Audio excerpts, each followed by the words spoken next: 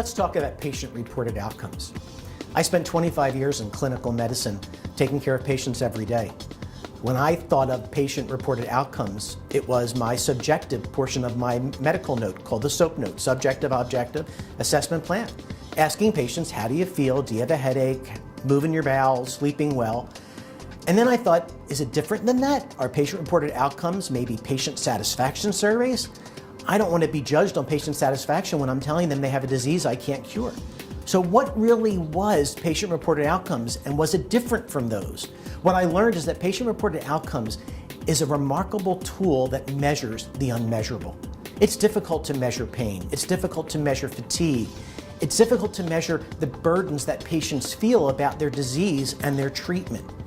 And yet, what researchers did, very smart people, developed tools that could be validated, surveys that could be done with patients to really get a grasp of what they were feeling. And with that, I started to get engaged in the research. And what I learned is that physicians often underestimate the burdens that patients feel with their disease and their treatment. I learned that when you really use well-designed patient-reported outcomes, you can enhance care. You can take patients who are not taking their medications properly and get them compliant and increase the adherence and the persistence with their meds.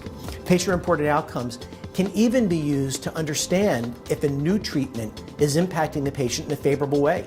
Sometimes clinically we think that there's a better outcome, but if patients are less satisfied and less happy, what have we really accomplished? Patient-reported outcomes are going to become critical in modern medicine. They're going to become part of the approval process for the FDA. They're going to be part of the measurement in the new era of MACRA, MIPS, and APM, the way in which physicians will be reimbursed. Patient-reported outcomes are our future, and they're a necessary part of the future of medicine.